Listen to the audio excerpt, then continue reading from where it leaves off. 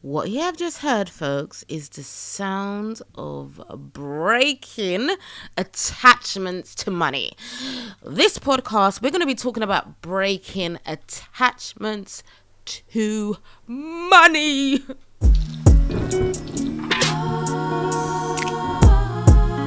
Manifest mindset with me.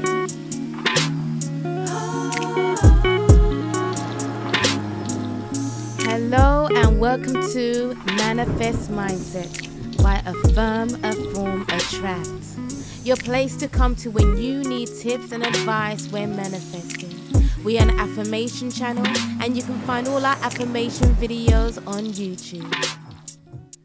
Oh my gosh, hands up who wants to manifest money. Whether it's the lottery, extra income, or pay rise, whatever it is, we want to manifest money. And most of us, or some of us, whatever, let me just put a figure on it. We just want to be able to pay our bills on time, have some savings for extra in the future, maybe even pay off our mortgage, go on a holiday a couple of times and buy a car. You know, like some of us, we don't necessarily want millions and millions and just to be rich for the sake of rich. Some of us just want to be able to just be happy and not struggle and thinking about something pathetic like bills. Do you understand? So we just want to have money, but we can't seem to manifest it. I mean, like, it's not hard, is it really? It's just as simple as trying to manifest a free cup of coffee. It actually really is that simple, but because it's something that we haven't obtained and we struggle to obtain, we therefore attach struggle and the difficulty level of manifesting money in comparison to manifesting a free cup of coffee. They tell you all over the place. Whether your manifestation is the same energy, same level of energy, you just need to believe it. But we in our heads tell ourselves and trick ourselves and condition ourselves to say that when we want something that we haven't got, and we, especially if we really want it, it's gonna be hard. But it's not. It's not hard. We just need to stay focused, need to be diligent and have consistency. Oh, guys, how many of us wanna just have a few bucks in our pocket, in our bank account, just so we can at least pay the bills on time, have a little bit left over after everything, and just enjoy sometimes just a simple life. Yeah, sometimes just all we want, all right, we might want a little bit more than that, but you know what I mean. We don't want to have the headache of trying to pay your bill and your rent or your mortgage. But why can't we manifest it? Because we attach ourselves to the outcome. I talked to this a couple of podcasts ago about how we put our desires on a pedestal so far up, like we can't reach it, like it's really hard to obtain, really hard to get there. And as much as we're trying to affirm, we script, we visualize, we're still just not getting there.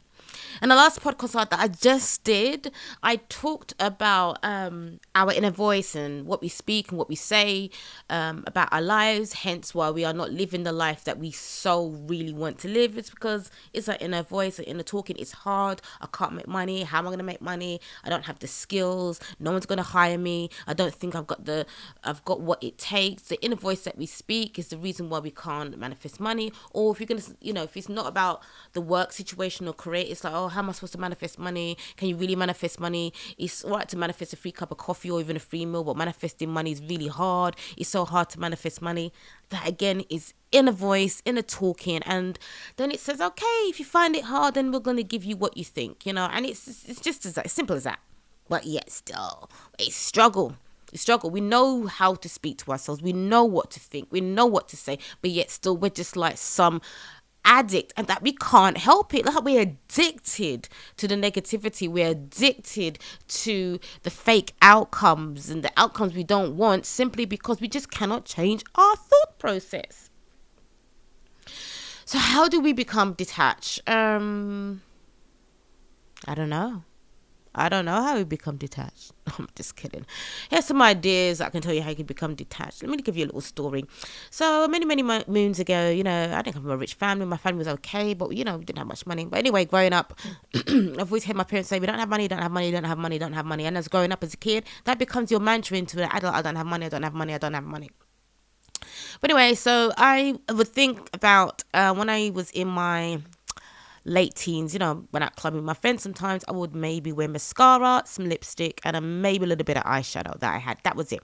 I didn't wear foundation because I thought foundation was expensive. And, and it was like, and my face didn't really need foundation, to be fair. But I just thought it was expensive and it wasn't really necessary. Or that's what I told myself. So I did without. Fast forward many moons later, and YouTube is here, and I have a channel, and I did reviews like arts and crafts, makeup, skincare. I just did reviews and what have you. And when I did reviews, gonna do makeup, kind of have to buy my foundation. Not only that, I started singing before that, or did I sing after that? Anyway, I started singing, started doing shows, kind of need my makeup. Anywho, I'll buy my makeup and start doing reviews. And all of a sudden, this is a quick version, spending money on foundation didn't deem expensive. My financial situation was a little better than when I was a teen. But, when you're older, you got other responsibilities. I had a child. I was living at home, helping my mom, caring for my mom, all the rest of it. I was a full-time carer.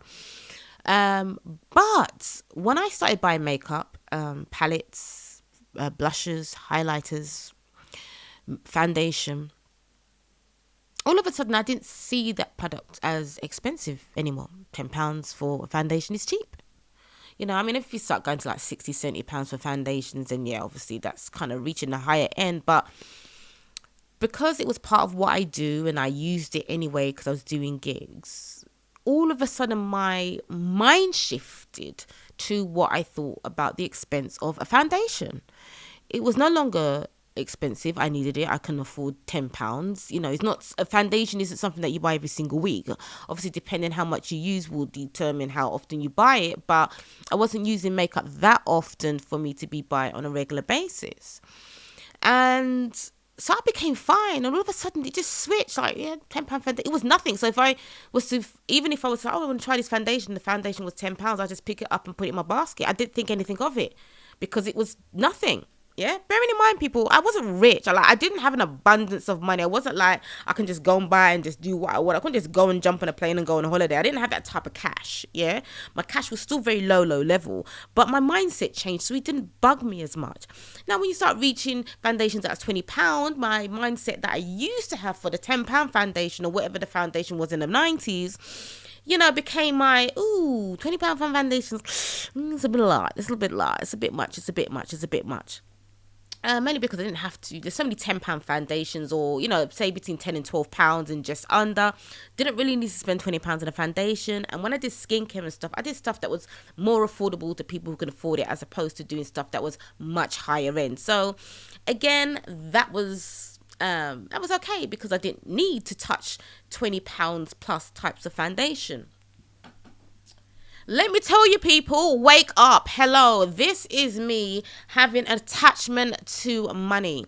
I had this conversation with my friend just a couple of days ago, and when you talk to your friends and you just kind of you either get ideas about a business or idea about your channel or whatever you're doing, and sometimes you discover stuff as well when you talk to people. And I discovered, I kind of discovered more. I've discovered some stuff before and kind of forgot about it, but I discovered even more. And I was relaying this why am I at 8 minutes already? Have I been talking that long? Damn! Anywho, back to it. And I was thinking to myself, we're talking about money and trying to manifest money, where it's winning the lottery or whatever, and the struggles that we're having, or we manifest things just in time when we need it, but there's nothing kind of like continuous and solid. And we're just having this conversation, and I was telling her about this foundation story that I've just told you lot, and how now spending £10 on a foundation is nothing, and whereas, and then afterwards spending £20 is a lot. And I said, we always make excuses. I talked about making excuses of having when we attach ourselves to things that we want and we think that we can't obtain it, we make excuses. So, for example, after I got used to spending £10 on the foundation, spending £20 on the foundation, well, because I do lower end stuff on my YouTube channel, I don't really need to stretch that far. But really what I was saying, I can't afford or really justify spending £20 on a foundation, even for my channel. I mean, I wasn't monetized or anything like that. And I was doing my channel before they put the 1,000 subscriber in and all of that. And as I was having a conversation with my friend, it was just kind of dawning on me. It's like, wait a minute, like, we make excuses. You know, like 1 minute you're affirming that you want to make more money or get a better job or win the lottery. But on the other hand, our mindset and our subconscious is actually not there. It's that inner voice that I'm talking about. Listen on and let me dive in further.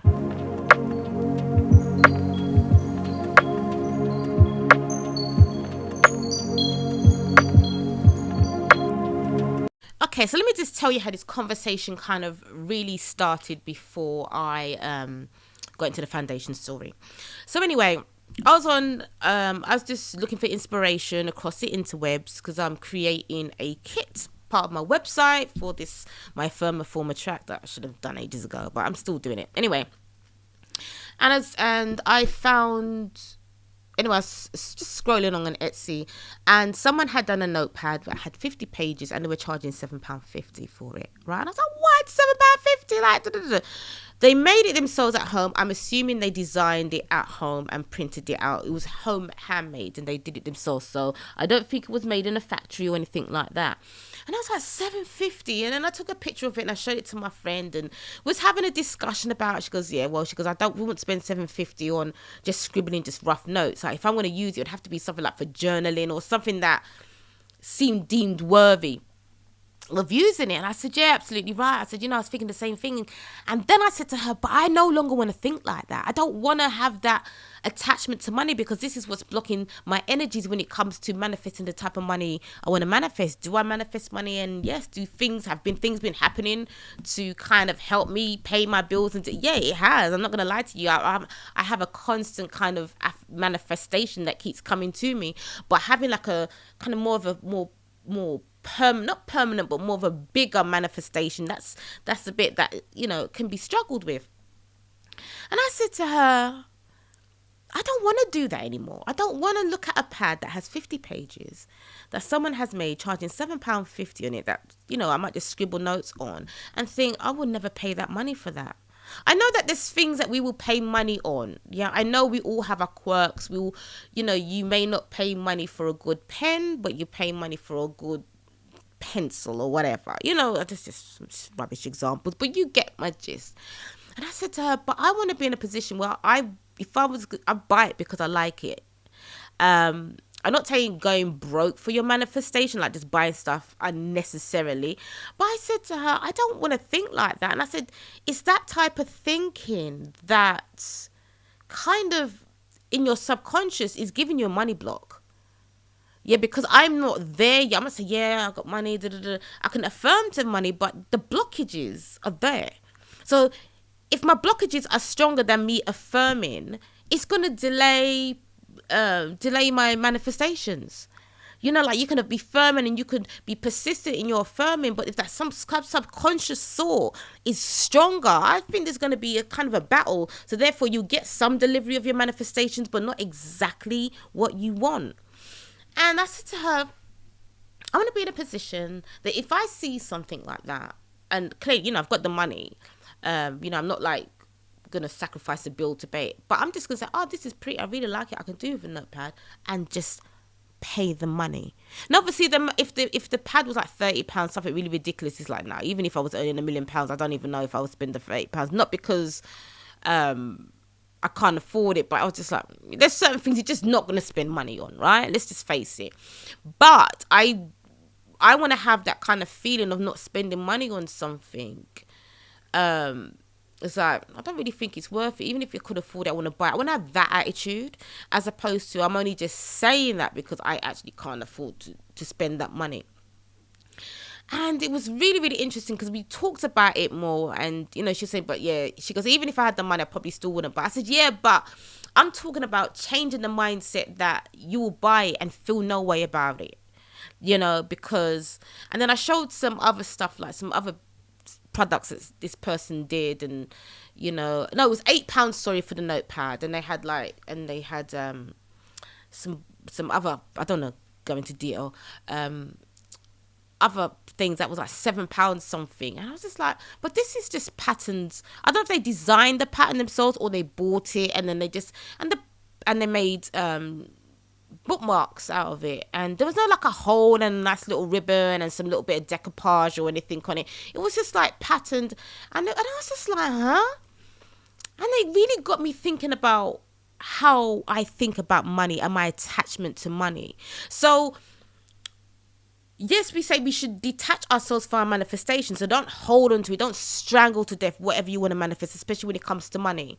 And you need to kind of get rid of the belief that it's hard to obtain. You don't think you can get it. And, how am I supposed to manifest a job, and there's so many people better than me and all this type of stuff. They're the kind of stuff that you talk about. But what about the deeper stuff? The stuff that, I wouldn't pay £10 for colouring pencils. Like, no. I mean, obviously, if you're not an artist and you're not into that stuff, you wouldn't anyway. But do you understand what I'm saying? Like, we don't want to, I'm going to get away from, like, if I see something and I like it, I'm going to buy it. That's it. I'm not going to think about how much it costs. Yes, I might have a line, and like I wouldn't spend £1,000 on a pencil. Whether I was making £1,000 an hour or not, I just probably wouldn't spend £1,000 on a pencil. And as an artist, I like to draw and stuff like that. I still wouldn't spend £1,000 on a pencil. Yeah, I mean, I have my limits, but just things that might be a little bit out of my comfort price zone. Whether I'm looking at what's in my pocket right now or whatever, I want to be able to say, yeah, I don't have the money right now, but I will buy that for that price. I will buy it. I kind of want to get into that mindset and shift the mindset, because sometimes we wonder what's holding us back. Why can't I manifest when it comes to finances? Why can't I manifest what I want to manifest? And I know some people say, well, just affirm. If you keep affirming, you keep persisting, it will come. I do agree with that. But sometimes if you're doing it and it's still not coming, yes, number one, you could be wavering. But you could be wavering because you're subconscious. Sometimes you just got to kind of you want to break free from that. And, say like, no, I will buy that pad for £8. Oh God. Yeah. Even saying this, that only has 50 pages in it. I will buy that.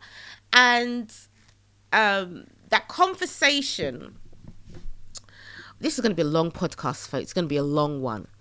And I might even do a part 2, actually, just to break it down. And the conversation led on to myself as a businesswoman and pricing.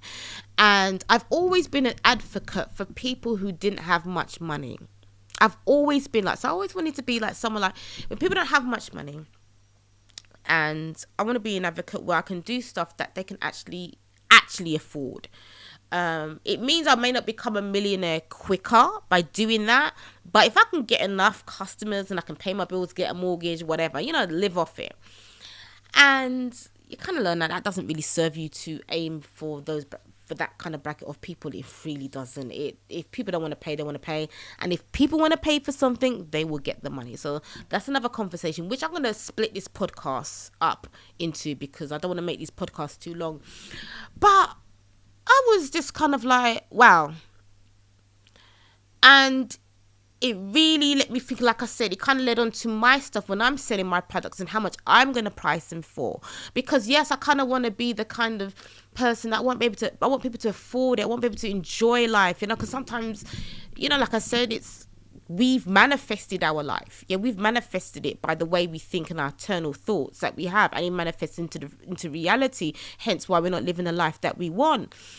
But it also says to me as well, it went deeper to the point where I was like, well, my attachment to money isn't healthy. And what I think about it isn't healthy, because part of me was thinking, well, guys, I can break this up into went into so many different directions.